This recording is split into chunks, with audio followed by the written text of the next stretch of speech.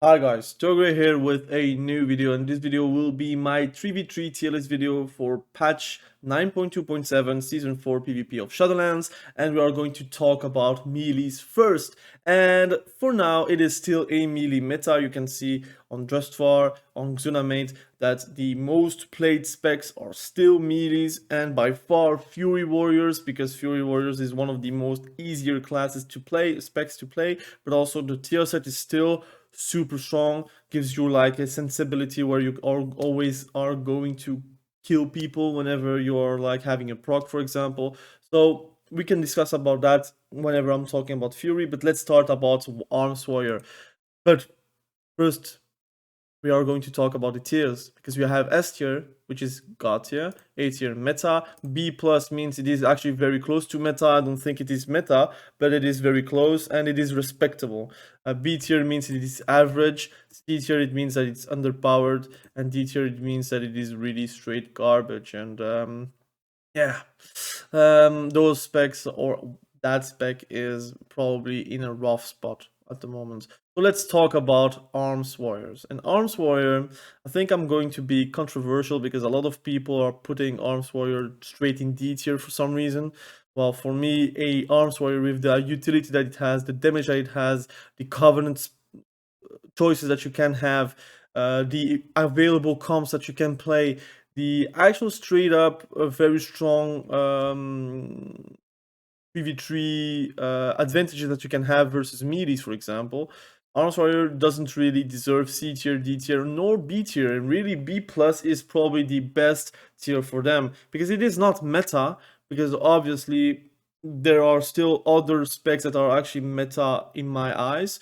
But B plus, it means that really it just needs one slight change towards the other specs, or towards the Arms Warrior spec, to actually tilt it to A tier or even S tier. For me, B plus, it deserves it because it does a lot of damage. It has a lot of potential, a lot of PvP talents that actually helps your team. Actually, I prefer to play also Arms Warrior, so maybe I might be biased, but I feel like it is a very strong spec. Please do not underestimate Arms Warriors, because sometimes you will just get critted for 35k execution, and yeah, it happens, and it doesn't feel as right as, for example, a affliction lock that is actually dotting you, for example. So for me, it is a B plus tier, spec tier for now. Assassination Rogue, for me, it is a B tier spec. It's average because they got nerfed pretty hard multiple times, and the sepsis nerf kind of made Night Fae just not really something you would go for.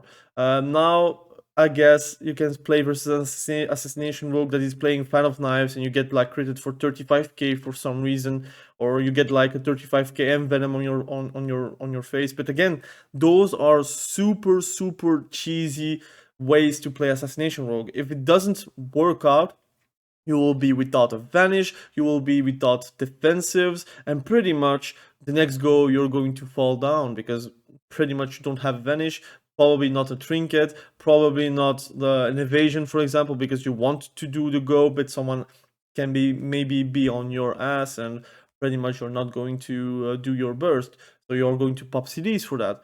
And for me, that's an average spec, because you can cheese your way to victory, but I felt like the Night Fae option that you had previous patch actually made your goes actually very interesting, because you did a Sepsis Vendetta go, that guy's probably trinketed, survived, and the next go, which is around in 1.30, like 90 seconds, I would say, that go would be like fatal. So you had a way to play. But at the moment, what you're doing is actually like hoping that your Vanish go is actually doing a lot. Like, for example, going for a Vanish, then you get like 15% increased damage on Envenom with your Kyrian Covenant, and doing a 35k Envenom, which is nice, but if someone sees that coming, they're all going to pop CDs, and your Envenom will only hit for 15k, for example. And at that moment, you're pretty much like naked. So for me, it is a B tier spec. Okay, let's talk about Enhancement Shaman.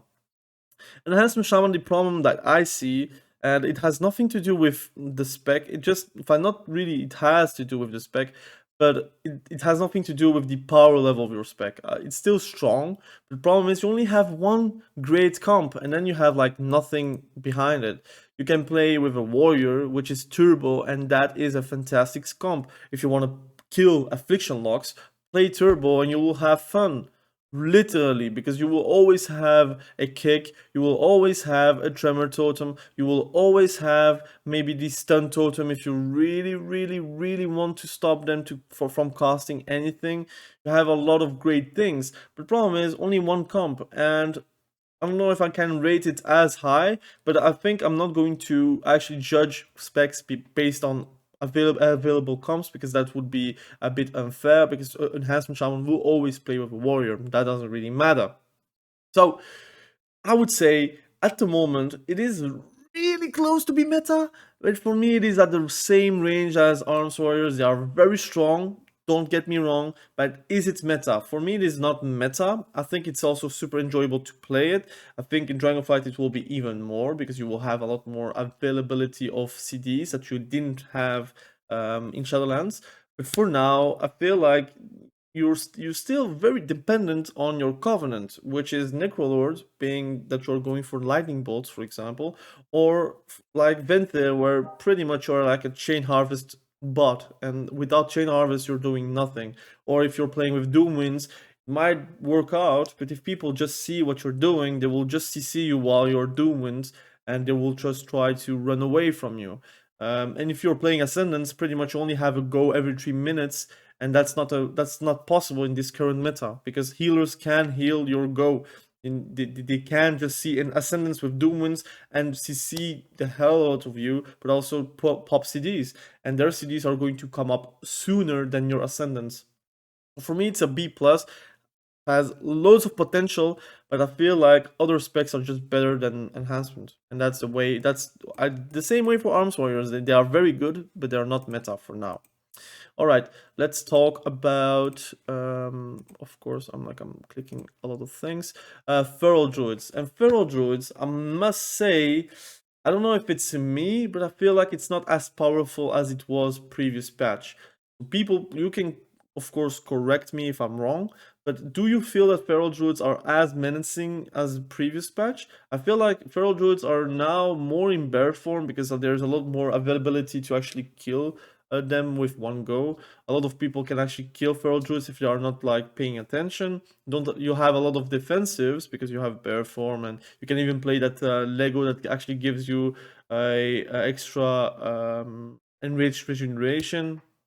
But I don't know. I still feel like it's meta, because jungle is very strong, especially versus warlocks, which is actually very like present in the ladder.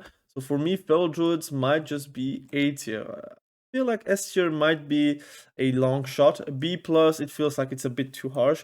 For me, it is meta. It is very strong, because it still has a lot of good bleeds, and it actually cuts through Fury Warriors, cuts through DKs, cuts through Windwalkers. Like, they have a lot of great abilities to do damage, but I feel like some classes can just obliterate them. Like, for example, Windwalker can die versus a Feral Druid, but Windwalker can just do one leg sweep whenever they don't have a trinket with all cities up, and they're all going to get destroyed, and they cannot do anything versus that.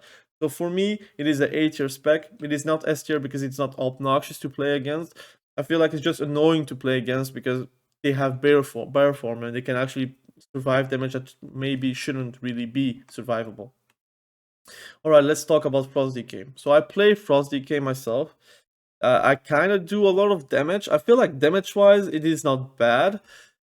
It just feels that at this rate, at this meta, whenever you're facing a Fury Warrior, a Outlaw Rogue, a Arms Warrior, like even a DH, even a Windwalker, I feel like Frost DK are actually just free food for them. Like, they are just getting cut through super easily, and that's maybe the reason why for me it is C tier, D tier. Really, I would put it in C tier because I'm very biased, because I play Frost DK and I don't want to see them at D tier. But frankly, they are D tier, because except the damage, if you're like not stopped, because if you're stopped, your damage is really low. if you're not stopped, yes, you can do a 25k obliterate. You can also do a 12k crit on Frost Strike and sometimes higher. Your Abomination Limb is not as effective because, to be honest, you don't really play the conduit anyway, so the nerf doesn't really apply to you. But again, it's still we are like kind of naked versus melees. They nerfed our capacities versus casters because of rune of spell warding actually being gone. Like 25%, it's not even worth it to actually take it. So yeah, it's sad to see them at D tier. I enjoy playing it. Of course, you can still climb with it, but is it worth to play it if you have like other choices? And that's the question. I don't think it is really worth it. Except if you're a die-hard fan for Frost DKs, then would just still play it. But yeah, in this current meta, it is very hard to actually justify a Frost Decay. Often than not, you will need to play with an Arms Warrior with Spear of Bastion, and then maybe it works, or Windwalker that actually like do everything for you. Basically, if he does a great leg sweep, it is easy for you to actually capitalize on it. But yeah, I don't know if it's the comp being strong or Frost Decay being strong. For now, it is only the comp that is actually strong and not really the Frost Decay. So that's why it's D tier. Fury Warriors, are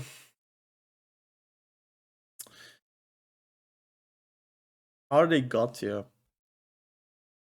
Are they god tier? Yeah, I would say it is meta.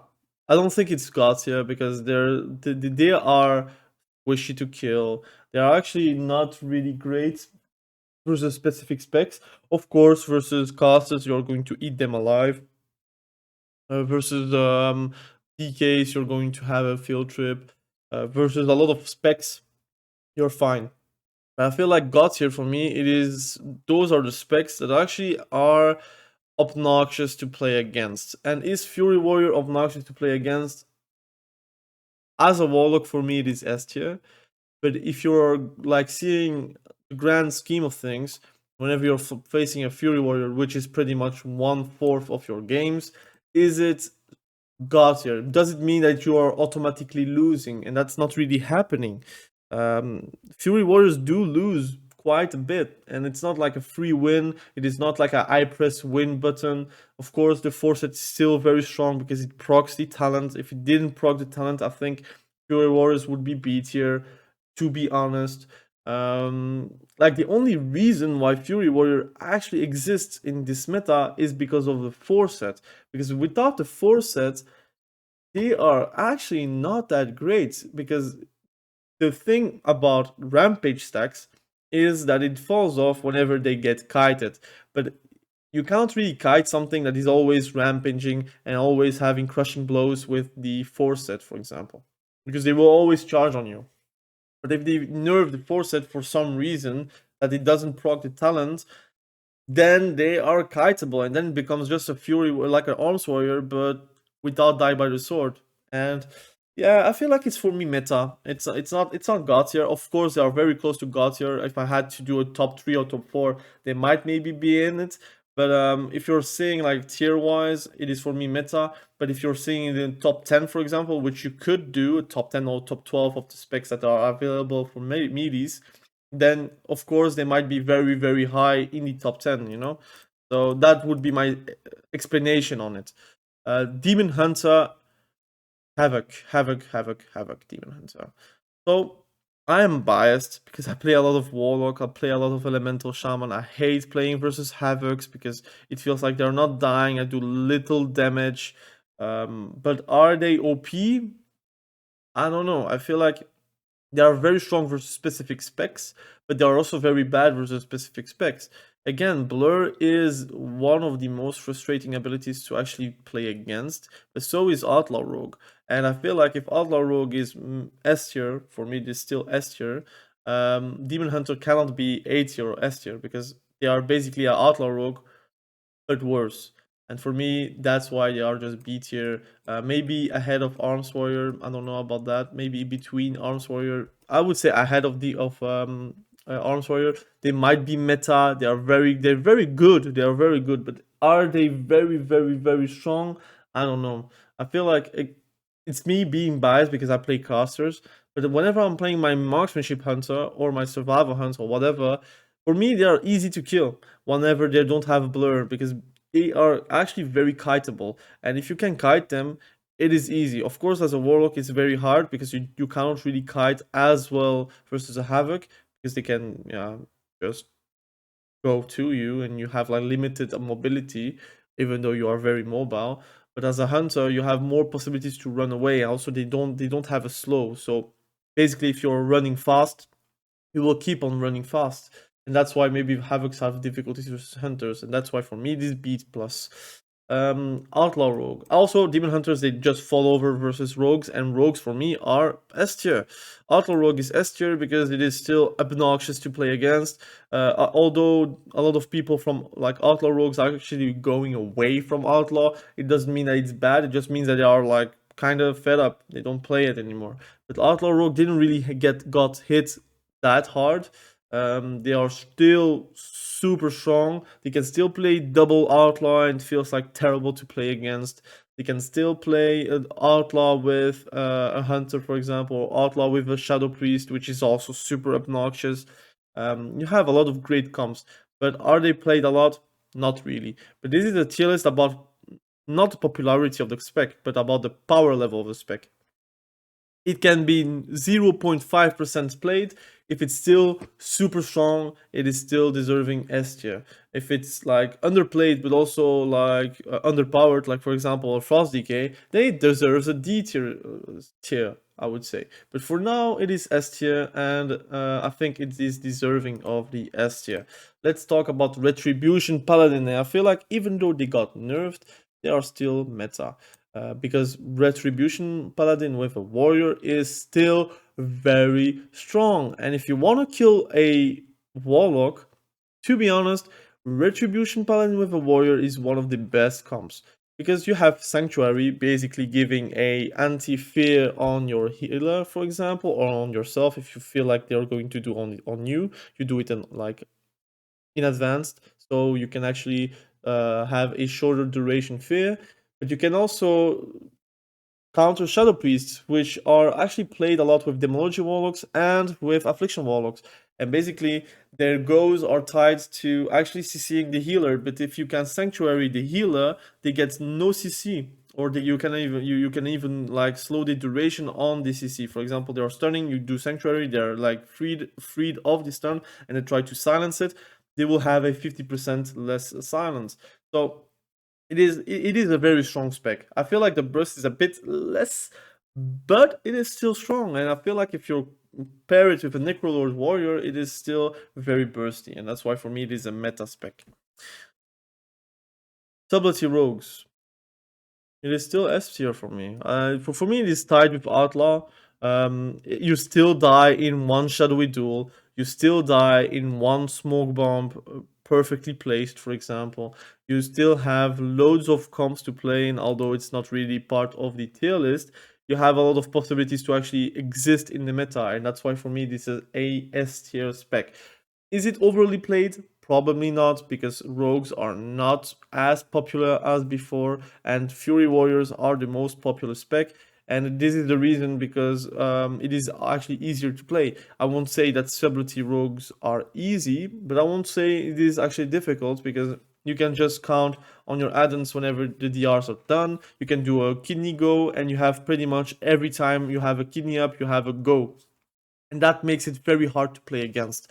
Is it killable? It is. It is not an outlaw rogue, but you trade the defensives for offensive power, and shadowy duel is still something very busted for versus a lot of classes that can't actually react to it.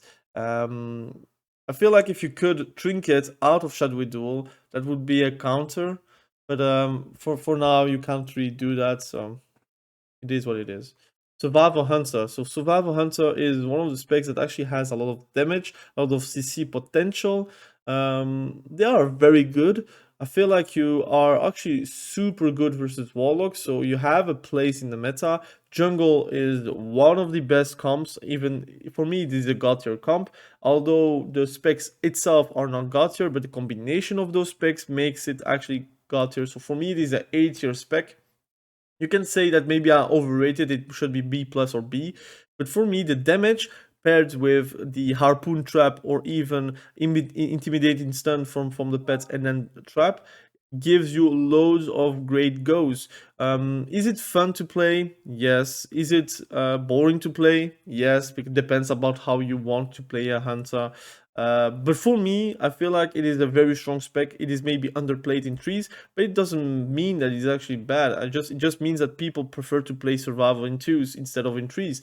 And in trees they prefer to play BM because it's maybe easier, the rotation is easier, you feel like you always have something to do or something to press to actually do damage, while with survival try to kite a bit your range, then you need to go melee, you need to do a harpoon trap for example, you have to calculate your goes, and as a BM hunter you do that a bit less, and that's why the popularity is a bit lower on the trees bracket for survival hunter.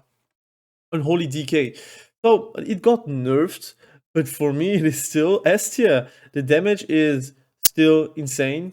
For me, it is debatable. The Fury Warrior and Unholy DK are interchangeable. I feel like people will probably say, why is Fury Warrior not in S tier and it is in A tier, and why is DK in S tier and not in A tier? But again, if you see it in a top 13 or top 12 specs, I don't know how many specs it is, I didn't count, 13 specs. In the top 13 specs, I would still say Outlaw Rogue, Sublety Rogue are number 1, and then number 3 is Unholy DK with a Fury DK. But I need to do a separation because for me, Fury DK is a bit less interesting or a bit less strong than Unholy DK. Unholy DK has crazy goes, Fury Warriors too, but I feel like Fury Warriors are. Gee, it's very hard, man. Does it deserve an S tier? Because they have crazy goals as well, but I feel like Unholy DKs have the sympathetic thing that makes that you can have healing reduction from a warrior, for example, or from a demonology warlock or whatever, and you can have your necrotic stacks, which actually gives you healing absorbs, which is kind of strong versus healers that actually needs that pump. You can sometimes absorb crazy healing and makes it very hard to heal.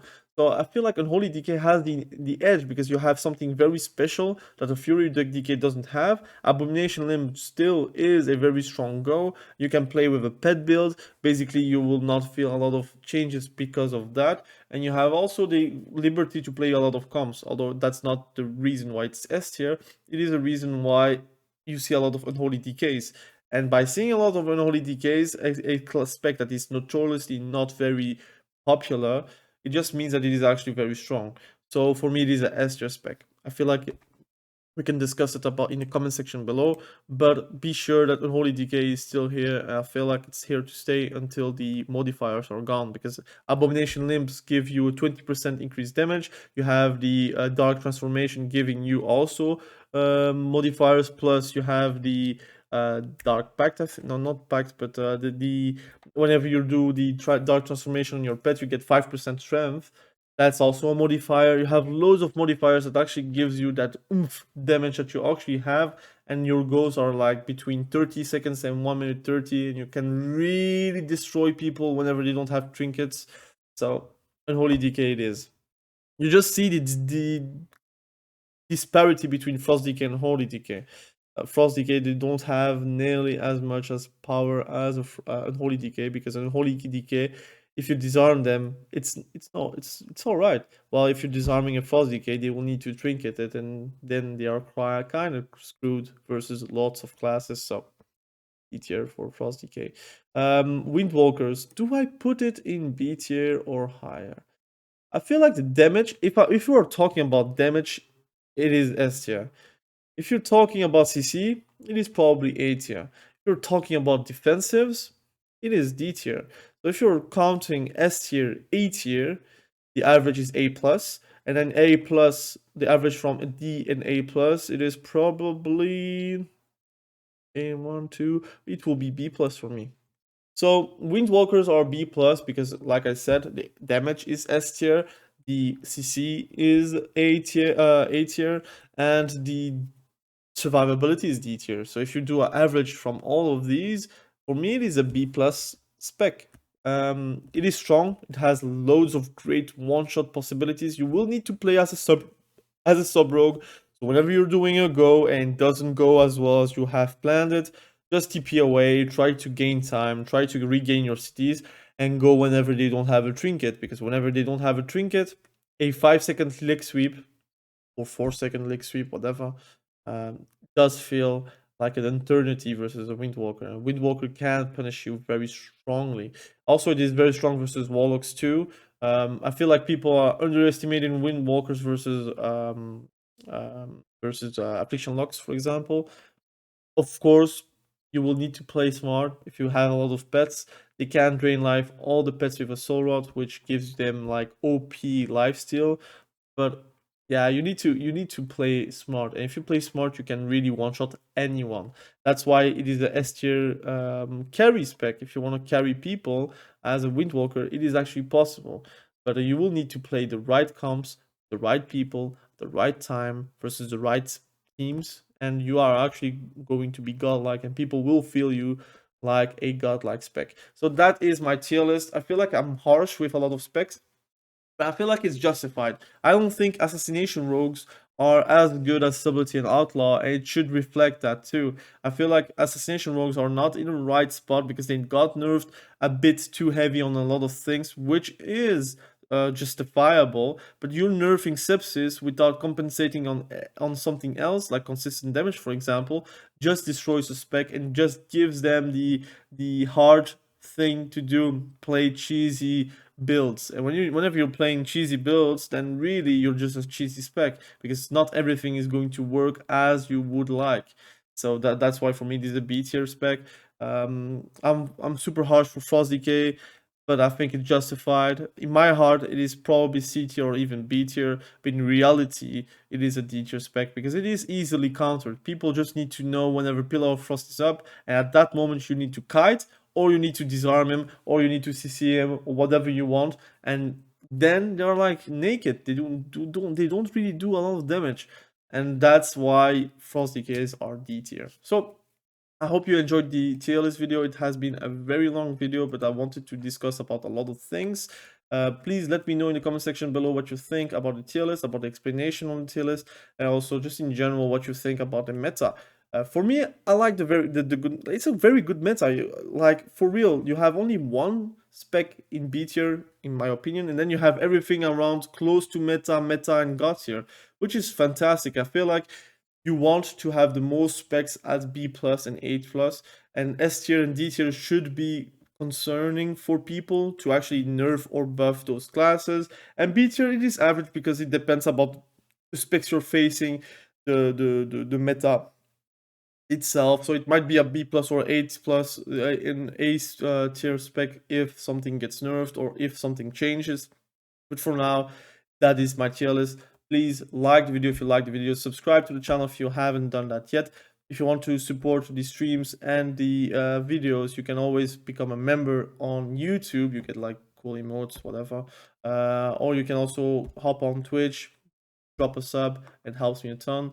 Donations are also very welcome because I need to spend a lot on material for videos and streaming devices and such. So it helps me a ton. Again, thank you for all the support. Thank you for watching the videos. Again, thank you for the comments. Thank you for the likes. Thank you for everything. Again, thank you for everything. We will see each other very soon. I hope you enjoyed the video. And yeah, we will catch each other tomorrow. Have a great day. Bye.